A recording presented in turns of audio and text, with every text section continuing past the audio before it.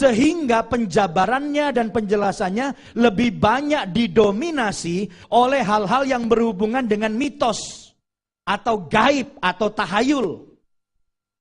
Oleh karena itu, solusi yang ditawarkan oleh Hong Shui tidak terlepas dari hal-hal yang seperti tahayul dan gelap itu. Contoh, aliran air membawa hoki. Ukuran dan arah pintu yang sial. Letak ranjang yang salah, pantas susah tidur, jadi mesti diputer. Anak tangga yang perlu dihitung. Berapa banyak orang Kristen pun sampai saya heran. Udah beli rumah mahal-mahal, dibongkar lagi tangganya. Kenapa? Karena suhunya bilang jumlahnya kurang, tambah. Jadi mesti dipendekin saudara, supaya jumlahnya jadi cukup banyak. Ya, letak dan ukuran dapur dan sebagainya. Hal ini sering sulit dipahami secara rasional. Sehingga solusi yang disebut kias, jadi dikiasin solusinya, dalam Hong Shui juga penuh dengan hal-hal kepercayaan, mitos dan tradisi. Contoh, ini kiasnya ya. Dapur yang tidak boleh menyedok keluar, nggak boleh nongol keluar. Solusi yang dipakai, kalau gitu gimana? Kaca, patkwa, kantong jimat, supaya tetap oke lah begitu. Ukuran pintu yang tidak boleh selisih beberapa milimeter dan arah hadapnya yang harus miring beberapa derajat. Sampai saudara tahu itu gedung Bank Hong Kong, ya, gedung Bank Hong Kong, pembangunan gedung HSBC Hong Kong, serta pemindahan gerbang Disneyland di Hong Kong, itu gerbangnya sampai diubah, itu gara-gara lihat Hong Shui itu tadi. Jadi ada hal-hal yang kadang-kadang susah, nggak masuk akal saudara-saudara. Nah, Hong Shui ini dilarang oleh firman Tuhan karena apa? Memberikan solusi yang didasarkan kepada kepercayaan mitos Cina. Nah, saya nggak tahu dari semua yang saya ceritakan tadi itu, jenis-jenis ramalan, ada nggak saudara yang pernah diramal, saudara? Ya. Siapa di sini yang pernah saudara datang kepada peramal, saudara diramal, atau lihat bintang-bintang dan sudah mulai percaya ramalan bintang-bintang itu? Apa yang firman Tuhan katakan? Ya, tentang orang-orang yang suka kepada ramalan dan merakurkan ramalan. Ya, mari kita melihat ada 3 hal yang penting, saudara, yang perlu kita ketahui. Mengapa ramalan dilarang oleh Tuhan? Ya, saya tegaskan lewat kesempatan ini, ramalan itu sesuatu yang dilarang oleh Tuhan. Bilang, dilarang. Bilang sama temannya, lu dilarang. Ya, ramalan dilarang oleh firman Tuhan. Kenapa? Yang pertama, pada saat saudara diramal atau melakukan ramalan, saudara-saudara, itu terjadi yang namanya pencemaran jiwa.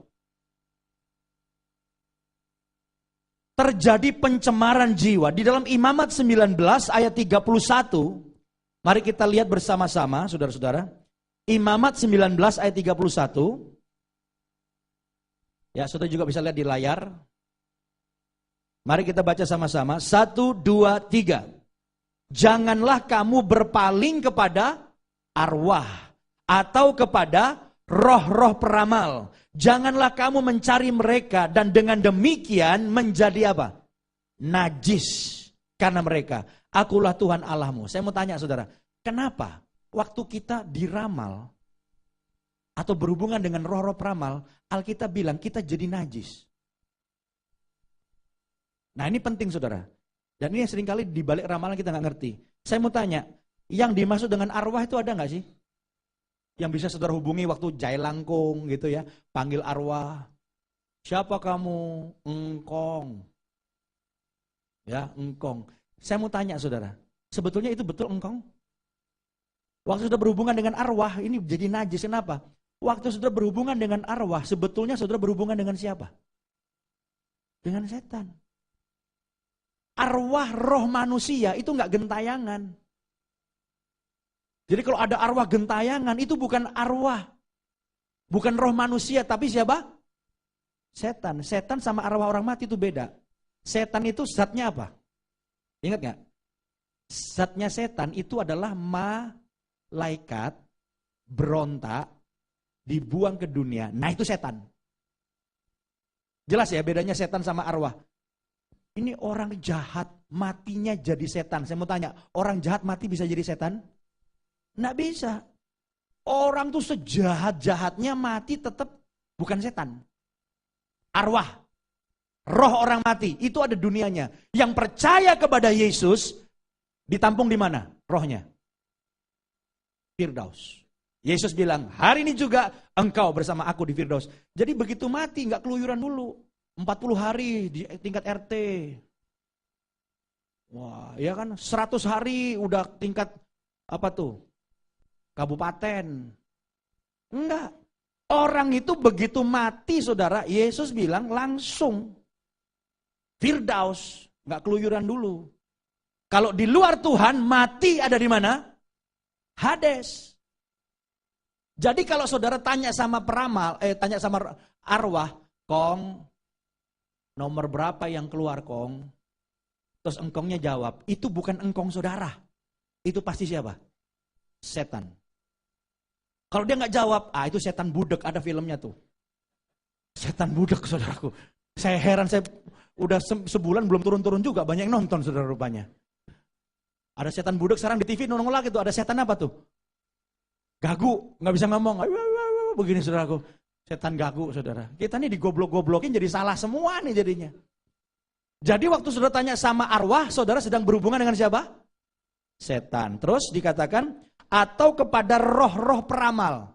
Nah kalau saudara tanya sama peramal, rata-rata mereka punya tuh piaraan. Betul? Namanya roh piaraan. Peramal. Saya mau tanya, sebetulnya roh piaraan itu siapa sih itu? Sama setan. Makanya kalau saudara berhubungan dengan arwah diramal, berhubungan dengan roh-roh peramal, berhubungan dengan setan, Alkitab bilang jiwamu, rohmu itu jadi apa? Najis. Dalam bahasa Inggris dari The Message Bible, itu dibilang polusi, coba ditayangkan. The Message Bible. Tuh. Orang berhubungan dengan kegelapan, you will pollute your souls. Jadi rohmu tuh jadi terpolusi, saudara. Dan ingat pada saat saudara mengalami hal ini, Anda najis, Anda tuh gak bisa hubungan dengan Tuhan. Makanya banyak orang Kristen gak sadar ya, hidup seperti itu, kacau hidupnya. Doanya gak didengar, gara-gara apa? Berhubungan dengan roh peramal. Saudara hobinya diramal. Saudara yang biasa dilakukan, saudara suka baca bintang-bintangku. Di balik itu ada kuasa setan. Hari ini saya katakan yang suka baca bintangmu-bintangku bertobat hari ini, saudara. Yang suka pergi ke peramal-peramal, oh ini bukan setan, itu roh piaraannya peramal, itu setan. Enggak ada yang lain. Itu engkong, bukan engkong. Itu pasti setan, saudara. Jadi itu membuat terjadi pencemaran jiwa, sehingga kau menjadi najis di hadapan Tuhan, sehingga kau menghampiri hadirat Tuhan pun enggak bisa. Doa-doa kita jadi kehilangan kuasa, saudara. Karena terjadi pencemaran jiwa. Ini yang pertama. Yang kedua, saudara. Yang kedua, mengapa ramalan dilarang Tuhan? Karena orang yang melakukan ramalan-ramalan itu hidupnya di bawah kutuk. Saudara tanpa sadar hidup saudara di bawah kutuk, saudara nggak diberkati Tuhan. Ulangan pasal 18 ayat 10 sampai 11, coba saudara lihat, saudara. Ulangan 18 ayat 10 sampai 11. Mari kita baca sama-sama, 1, 2, 3. Di antaramu janganlah didapati seorang pun yang mempersembahkan anaknya laki-laki atau anaknya perempuan sebagai korban dalam api. Ataupun seorang yang menjadi petenung. Terus, seorang peramal tuh. Seorang penelaah tuh. Seorang penyihir, ayat 11. Seorang pemantera ataupun seorang yang bertanya. Kepada apa? Arwah. Atau kepada roh peramal. Atau yang meminta petunjuk kepada orang-orang mati. Sebab setiap orang yang melakukan hal-hal ini adalah kekejian bagi Tuhan. Dan oleh karena kekejian-kekejian inilah Tuhan Allahmu menghalau mereka dari hadapanmu. Saudara perhatikan ayat 11. Seorang pemantera atau seorang yang bertanya kepada arwah. Pada saat saudara bertanya pada arwah, saudara sedang bertanya kepada siapa? Setan. Kalau arwahnya jawab, itu jawaban datang dari siapa? Setan. Terus tayangin lagi dong, tayangin lagi terus. Bertanya kepada arwah atau kepada roh peramal. Ini roh yang dipiara oleh peramal. Sebetulnya roh peramal itu siapa? Setan. Meminta petunjuk kepada orang-orang mati. Datang ke kuburan, tanya, Nek, Cim. Saudara sedang nanya kepada siapa? Setan itu orang mati nggak ada di situ. Udah ada tempatnya, saudara. Jadi inilah saudara berhubungan dengan kuasa kegelapan. Yang pertama, roh kita terpolusi, kita nggak bisa berhubungan dengan Tuhan. Yang kedua, membuat kita terhalau. Kita berada dalam kutuknya Tuhan. Kita nanti menjadi orang nggak diberkati oleh Tuhan. Makanya saya katakan siang ini, kalau ada saudara-saudara yang pernah diramal, kalau hari ini kau mengalami pemutusan dengan semua ramalan itu, hidup saudara bisa diberkati Tuhan. Saudara bisa mengalami kebaikan dan anugerah Tuhan. Kita harus mengambil keputusan hari ini untuk putus dari semua ramalan-ramalan masa lalu. Dan ini yang ketiga, yang terakhir, saudara-saudara. Nanti ada hubungannya kenapa kok ramalan itu tepat ya. Yang ketiga, orang yang datang kepada peramal atau diramal, saudara, itu dikuasai oleh roh jahat. Nah, saya mau ceritakan apa maksudnya dikuasai oleh roh jahat itu. Nah, misalnya ada orang datang, misalnya saya peramal nih. Saya peramal ya, misalnya ya. Ada orang datang, pasien diramal. Saya sebagai peramal punya yang namanya piaraan tadi, tahu nggak? Halo? Piaraan roh yang roh ramal yang dipiara oleh si peramal. Itu siapa sebetulnya? Setan. Begitu orang itu datang, saudara-saudara. Setan, saya mau tanya sama saudara. Setan tahu masa lalu nggak? Setan tahu masa lalu. Sekarang saya tanya, setan tahu masa depan nggak? Setan nggak tahu. Banyak orang bilang, setan tahu masa depan. Setan itu tidak maha tahu. Setan itu banyak hal yang dia nggak tahu. Nanti khotbah minggu depan itu akan menunjukkan kenapa setan bikin banyak salah. Salah satunya kenapa dia salah sampai menyalibkan Yesus. Nanti itu akan dijelaskan. Kenapa? Karena dia nggak tahu. Planningnya Tuhan ke depan, strategi. Jadi setan itu nggak tahu masa depan. Dia hanya tahu masa lalu. Jadi begitu ada orang datang, setan, ini roh piaraan, dia bisikin si peramal. Bilang, orang ini pernah sakit hampir mati. Dia bilang, kamu pernah sakit hampir mati. Wah, bener. Oh. Dia pernah ditipu orang 10 miliar 3 bulan yang lalu. 3 bulan yang lalu kamu ditipu 10 miliar. Wah, bener. Kasih tahu, dia pernah kecelakaan 5 kali.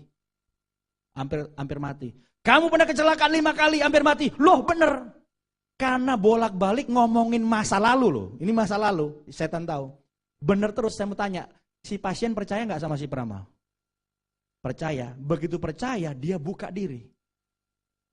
Waktu dia percaya buka diri, disitulah iblis masuk dan merancangkan masa depan. Dengar saya baik-baik, peramal itu bukan ngeramal masa depan.